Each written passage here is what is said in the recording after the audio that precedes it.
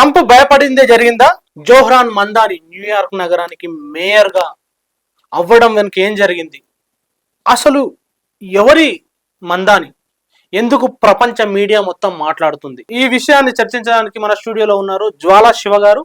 ఆయనతో మాట్లాడదాం. నమస్తే అండి. నమస్తే శివ గారు, మందాని ఈరోజు అన్ని మీడియా ఛానళ్లలో ఒక సెంటర్ పాయింట్ గా ఉన్నాడు. జోహ్రాన్ మందాని అమెరికాలోని అతి ముఖ్యమైన పట్టణం న్యూయార్క్ నగర మేయర్ గా ఎన్నికయ్యాడు. అసలు ఎవరి మందాని? అసలు చాలా దేశాల్లో, చాలా నగరాల్లో, పెద్ద పెద్ద నగరాల్లో మేయర్లు ఎన్నికవుతుంటారు.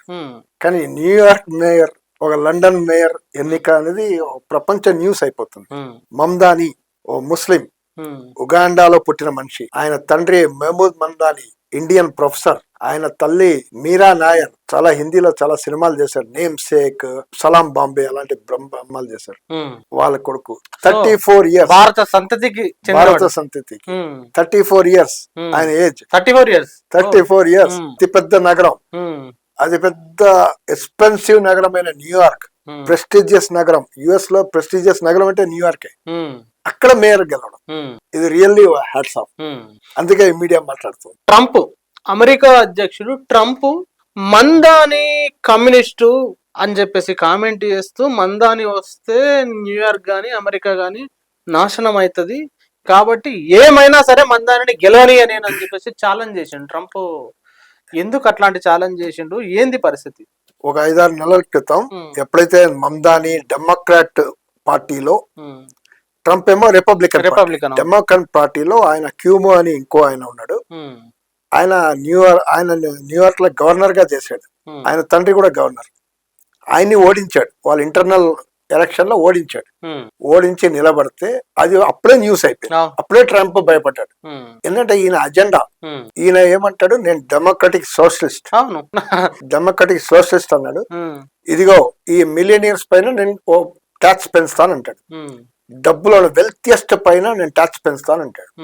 ఎందుకంటే ఇక్కడ న్యూయార్క్ లో 25% పవర్టీ ఉంది. 25%. నలుగురులో ఒకరు గరీబోడే. సో వాళ్ళకి అఫోర్డబుల్ కాదు. ప్రపంచంలో అతి ఎక్స్పెన్సివ్ సిటీలో న్యూయార్క్ ఒకటి. అక్కడ వాళ్ళు ఉండలేకపోతున్నారు, బతకలేకపోతున్నారు. కాబట్టి ఇది బతికేటట్టు చేసే సిటీ చేయాలి, లివబుల్ సిటీ అన్నాడు ఆయన. I want to make New York liveable city for every one అన్నాడు ఆయన. ఇది బ్రహ్మాండమైన స్లోగన్. అది ఎట్లా అన్నాడు ఆయన? అన్నాడు, ఇప్పుడు నేను చైల్డ్ కేర్ తీసుకుంటామన్నారు. 6 వారాల నుంచి 5 సంవత్సరాల వరకు యూనివర్సల్ చైల్డ్ కేర్ ప్రోగ్రామ్. అంటే తల్లి తండ్రులు ఎక్కడైనా ఉద్యోగం చేస్తే వాళ్ళకి నేను చైల్డ్ కేర్ మేము అరేంజ్ చేయాలి, క్రచ్ గాంటి ఇలాంటిది. అది ఒకటి. రెండవది బస్ సర్వీస్ ని బాగా చేస్తామని. ఇప్పుడు అమెరికాలో ఏంటంటే బస్సులు మీకు కనబడవు, ట్రైన్స్ కనబడవు పెద్దగా. ట్రైన్స్, బస్సులు టైం కూడా నడవు, మొత్తం కార్లే. సో ఆటోమొబైల్ ఇండస్ట్రీ అంత పాపులర్, అది వాళ్ళ లాబీ అంత స్ట్రాంగ్ అది. కాబట్టి వేరే alternative transport system, public transport system అసలు పెద్దగా ఉండదు. సో ఈ bus system, dedicated bus routes పెడతానంటాడు. ఇప్పుడు మనం డెడికేటెడ్ సైకిల్ రూట్స్ అడుగుతున్నాం, వాడు డెడికేటెడ్ బస్ రూట్స్ పెడతా అంటే ఈ రూట్ లో ఓన్లీ బస్సే వెళ్ళాలి. తర్వాత లోయెస్ట్ పేదరికంలోనే అత్యంత పేదరికలు ఉన్నారు కదా.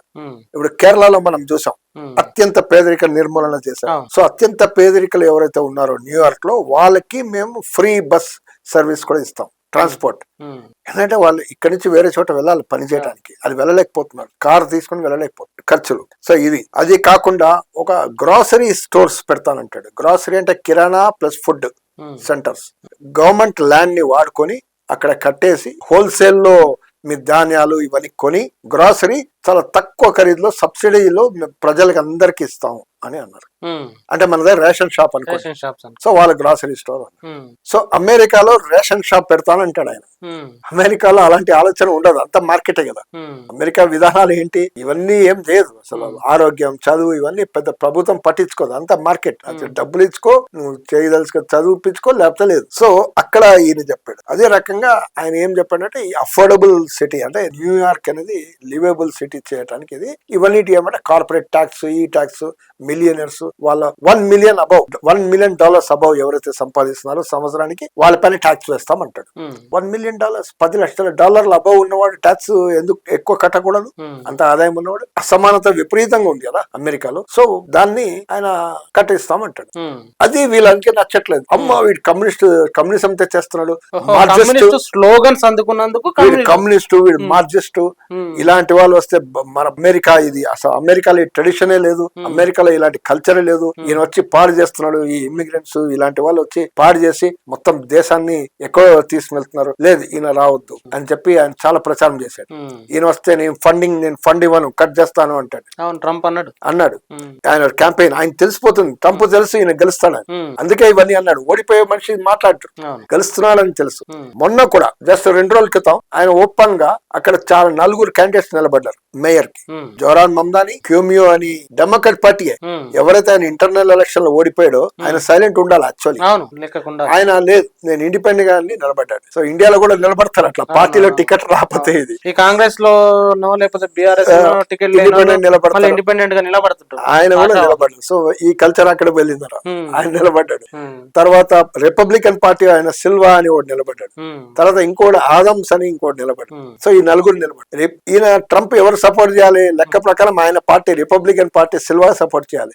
కానీ ఆయన తెలుసు ఇక్కడ కుమియో అనేవాడు నెక్స్ట్ టఫ్ ఫైట్ ఇస్తున్నాడు ఎవరికి, మమ్దాని. కాబట్టి కుమియాకి నేను సపోర్ట్ చేస్తాను అని అన్నాడు. అంటే సొంత పార్టీని కూడా కాదు, సొంత పార్టీ వెళ్ళేశాడు. పక్కవాడికి సపోర్ట్ చేస్తుండు. సొంత పార్టీ కాదనే కాదు, ఇంకో పాయింట్ ఇంకో ముందు వెళ్ళాడు.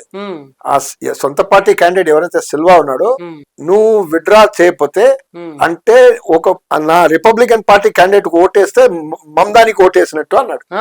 అంటే నా క్యాండిడేట్ ఓటు వేయొద్దు, నా క్యాండిడేట్ విత్డ్రా చేయమన్నాను, విత్డ్రా చేయట్లేదు. సో ఈయనే ఉన్నాడు. సో ఒక కమ్యూనిస్టా ఒక చెడ్డ డెమోక్రాటా వాళ్ళ మధ్య పోటీ. సో చెడ్డ డెమోక్రాట్ సపోర్ట్ చేయండి అన్నాడు. చెడ్డ డెమోక్రాట్, బ్యాడ్ డెమోక్రాట్ అన్నాడు ఆయన. బ్యాడ్ డెమోక్రాట్ ఎందుకు అన్నాడంటే ఆయన పైన సెక్సువల్ హరాస్మెంట్ కేసులు ఉన్నాయి. ఆయన గవర్నర్ గా ఆయన కూడా డెమోక్రాటిక్ క్యాండిడేట్. సో ఆయన పైన సో బ్యాడ్ డెమోక్రాట్. ఈయన ఫీల్ అయ్యాడు, బ్యాడ్ డెమోక్రాట్ నన్ను తిడుతున్నాడు, అసలు ఆయన నన్ను సపోర్ట్ చేయట్లేదు, మమ్దాని అపోజ్ చేస్తున్నాడు అని ఆయన మళ్ళీ అలా తిప్పుకొని వచ్చాడు క్యాండిడేట్. లేకపోతే ఎక్కడ ట్రంప్ కి ఎక్కడ సీక్రెట్ అండర్స్టాండింగ్ ఉంది అని ఎక్కడ బయటపడతారు వీళ్ళిద్దరికి. కానీ ఉంది. ట్రంప్ సపోర్టర్స్ రిపబ్లికన్స్ ఒక మీటింగ్ చేశారు, న్యూయార్క్ టైమ్స్ బయట పెట్టి. ఈ కుమియో వీళ్ళందరూ కూర్చొని వీళ్ళు మాట్లాడుకొని ట్రంప్ కూడా సందేశాలు ఇచ్చి మొత్తానికి ఏమంటే ఈయన్ని నిలబెట్టాలి. ఈ మమ్దాని డెమోక్రాట్ల నుంచి ఒకరిని చీల్చి వాళ్ళని నిలబెట్టి మళ్ళీ రిపబ్లికన్ లో మొత్తం ఓట్లేసి గెలిపియాలి. ఎందుకంటే మమ్దాని ఓడించాలి, మందాని ఓడించాలి. శత్రు మిత్రుడు.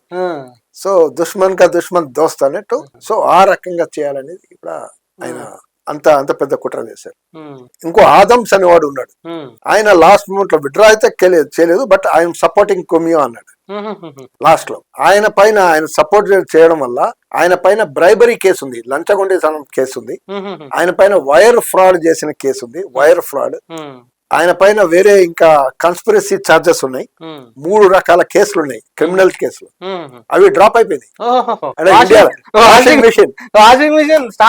అజిత్ పవార్ సిండే ఆయన వీళ్ళలాగా ట్రంప్ కూడా మోడీని చూసి వాషింగ్ మిషన్ స్టార్ట్ చేసి మన కల్చర్ అక్కడ పోయింది అనమాట. ఇంపోర్ట్ చేశారు.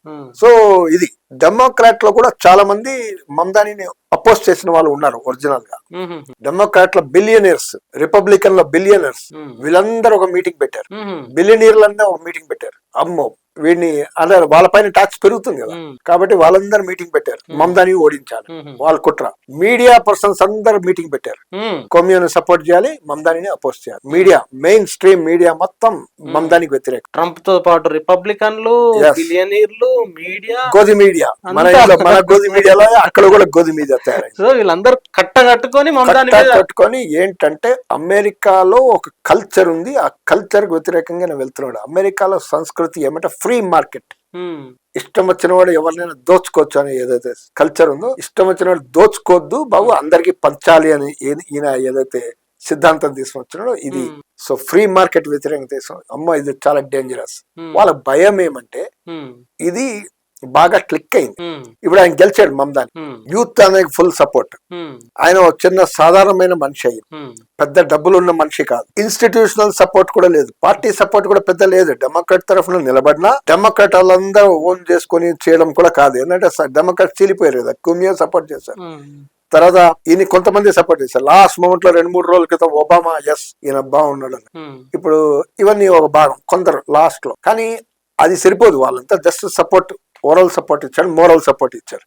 కానీ ఈయన డబ్బులు లేదు, ఏం లేదు, ఆర్గనైజ్డ్ ఇది లేదు, మీడియా సపోర్ట్ లేదు, మెయిన్ స్ట్రీమ్ సోషల్ మీడియా వాడాడు, టిక్ టాక్ వాడాడు, బాగా కనెక్ట్ అయ్యాడు, ఇంటింటి వెళ్ళాడు, వీళ్ళ కార్యకర్తలంతా మెజారిటీ తయారు చేశాడు, నెట్వర్క్ ని తయారు చేశాడు, క్యాడర్. ఆ క్యాడర్ ఇంటింటి వెళ్ళి ప్రచారం చేసి ఎస్ ఈ ఆల్టర్నేట్ ఫార్మ్ ఆఫ్ గవర్నమెంట్ అంటే న్యూయార్క్ లో చెడిపోయింది, ఈ రోజు బతకలేని పరిస్థితి లేదు, బతికించేటట్టు ఈయన చేస్తాడు అనేది. ఇంత ముందు కూడా ఒక ఆయన అట్లాగే నిలబడ్డాడు, కొన్ని చేశాడు, కొన్ని చేయలేకపోయాడు, అది ఒక భాగం. అంటే ఎంతైనా యుఎస్ లో మొత్తం క్యాపిటలిస్ట్ సిస్టమ్ కదా, టోటల్ పవర్స్ ఉండదు. అది ఇదే మమ్దాని మళ్ళీ ఇంకోటి కూడా ఇచ్చాడు, ఆయన పాలస్తీన్ సపోర్ట్ చేశాడు, ఇజ్రాయెల్ కి వ్యతిరేకించాడు ముందు నుంచే, ఈయన ఎలక్షన్స్ కన్నా ముందే. తర్వాత నెతన్యూ, బెంజమిన్ నెతన్యూ న్యూయార్క్ వస్తే అరెస్ట్ చేస్తానన్నాడు. ఆయన పోలీసులంతా వీళ్ళ సపోర్ట్, వీళ్ళ కంట్రోల్ ఉంటుంది. నెతన్యూ ఇప్పుడు అమెరికా రాడు, ఈ న్యూయార్క్ రాడు, వస్తే ఈయన అరెస్ట్ చేస్తాడు. ఎందుకంటే అక్కడ వార్ రైట్స్ ట్రిబ్యునల్ ఉంది కదా, అది court justice, international court of justice, వాళ్ళు నెతన్యూని క్రిమినల్ గా ప్రకటించారు. సో కాబట్టి ఈయన వస్తే నేను అరెస్ట్ చేస్తాను. సో ఇంత బ్యాక్గ్రౌండ్ అనేది జరిగింది.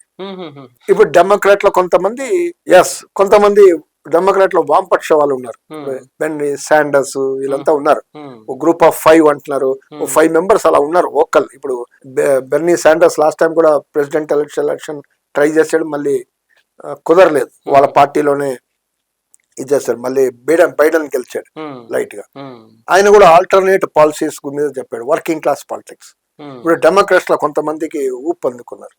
ఇప్పుడు న్యూయార్క్ వర్కింగ్ క్లాస్ కి మంచి వార్త అని ఒక డెమోక్రాట్ మాట్లాడడం, అంటే ఈ భాషలు మిగతా దేశాల్లో మాట్లాడతారు కానీ అమెరికాలో ఈ వర్కింగ్ క్లాస్ క్యాపిటలిస్ట్ అని మాట్లాడరు, అంతా క్యాపిటలిస్ట్ సొసైటీ, అలా ఇక్కడ మాట్లాడడం. ఇంకొకడైతే డెమోక్రాట్ లీడర్ ఏమంటాడంటే, కార్పొరేట్ డెమోక్రాట్ లారా, అంటే తన తోటి డెమోక్రాట్లతో చెప్తున్నారు, మీరు వదిలేయండి, ప్రజల్లో పనిచేయండి, లేకపోతే మీ టైం అయిపోతుంది, మీ కేల్కతాం అని కూడా స్టేట్మెంట్లు ఇస్తున్నారు.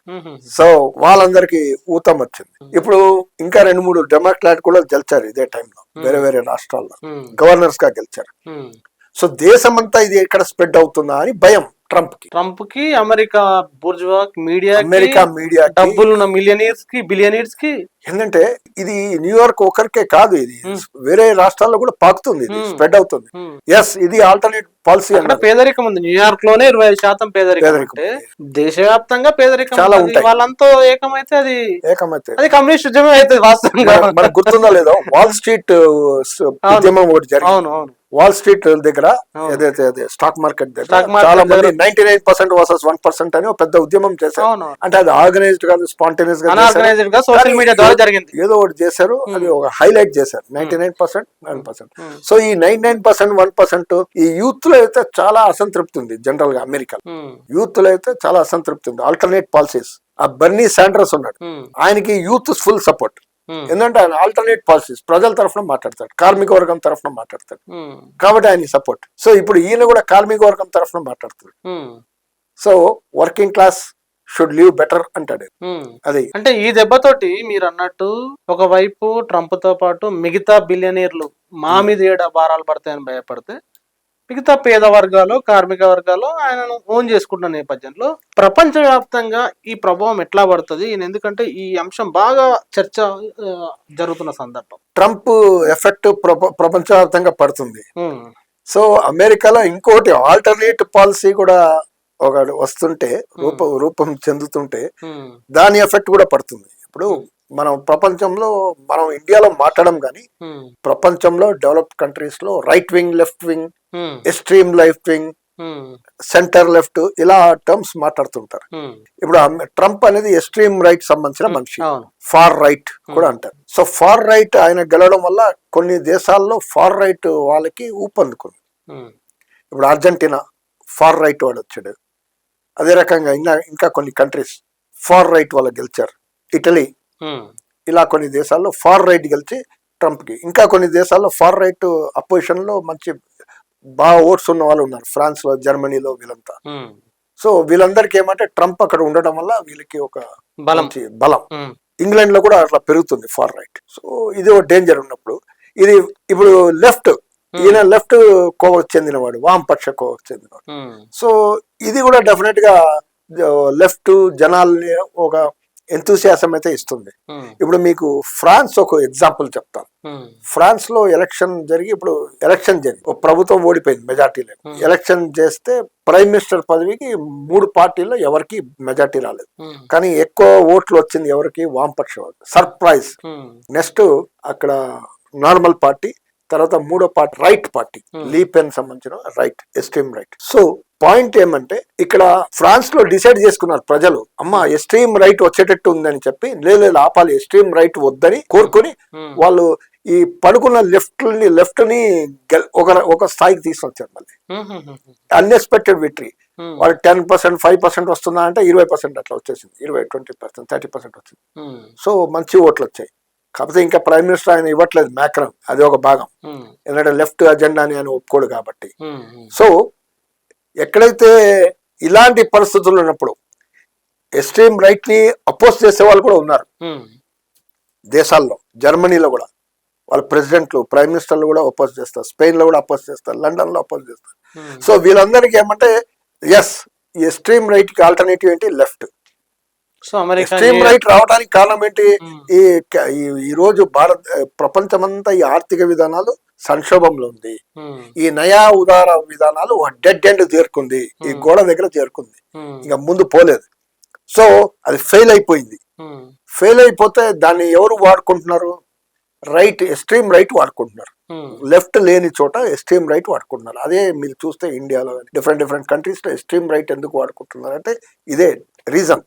సో ఎక్స్ట్రీమ్ రైట్ ఎందుకు వాడుకుంటుందంటే వాళ్ళు డివిజన్ తీసుకొస్తారు, ప్రజల్ని డైవర్ట్ చేసి, ఇదే దీనికి కారణం, ఈ క్రైసిస్ కారణం వీళ్ళు, అదే వాళ్ళు ఈ ఇమ్మిగ్రెంట్లు లేదంటే ముస్లింలు వేరే వాళ్ళ మీద తోసి బ్లేమ్ గేమ్ చేసి ఆ రకంగా వెళ్తుంటారు. సో ఇప్పుడు లెఫ్ట్ కూడా లేదు, ఇది ప్రజల సమస్యలు, దీనికి కారణాలు ఇది, ఈ కార్పొరేట్ మిలియనీర్స్, బిలియనీర్స్, వీళ్ళు ట్యాక్స్లు, వీళ్ళు అసమానత ఉంది. సో అసమానతను తగ్గించాలి, ఎడ్యుకేషన్, హెల్త్, బేసిక్స్ మీద ఏదైతే మాట్లాడుతున్నారో, సో లెఫ్ట్ కూడా ఆ రకంగా ఊపందుకునే అవకాశం ఈ మమ్దాని నోట్ నుంచి, ఈ మమ్దాని విక్టరీ అనేది ఆ రకంగా అలాంటి వాళ్ళకి కూడా ఒక ఇన్స్పిరేషన్ అయితే ఉంటుంది. Thank you very much Shiva గారు. విన్నారు కదా, మన భారత సంతతికి చెందిన మమ్దాని అమెరికాలో అనేక ట్విస్టుల మధ్య, అనేక చూడకూడని పరిస్థితుల మధ్య జరిగిన ఎన్నికలలో, ముఖ్యంగా వాషింగ్ మిషన్, ఏదైతే ఇండియాలో మోడీ ఉపయోగిస్తున్న వాషింగ్ మిషన్, ఎవరైతే అవినీతి పరులు వాళ్ళ బీజేపీలోకి చేరగానే క్లీన్ గా ఎట్లా తయారవుతున్నారో, అట్లాగే అమెరికన్ ఎన్నికలలో కూడా ట్రంప్ ఈ వాషింగ్ మిషన్ ఫార్ములా వాడినప్పటికీ గెలిపించుకోలేకపోయింది ఆయన అనుకున్న అభ్యర్థిని. ప్రజలందరూ అక్కడ చాలా క్లియర్ గా శివకుమార్ గారు చెప్పారు, ట్రంప్ అక్కడ ఉన్న రిపబ్లికన్ పార్టీ, డెమోక్రాటిక్ పార్టీలోనే బిలియనీర్లు, మొత్తం మీడియా అంతా కట్టగట్టుకొని మమ్దాన్ని ఓడించాలని చూసినా ప్రజలు గెలిపించుకున్నారు. ఇది ప్రజా విజయం. కాబట్టి ప్రపంచమంతా మమ్దాని వైపు చూస్తుంది. అది మన భారత సంతతికి చెందిన వాడని కూడా మన మీడియా మాట్లాడుతుంది. కాబట్టి ఈ వీడియో నచ్చితే తప్పకుండా ఒక 10 మందికి షేర్ చేయండి. Thank you very much.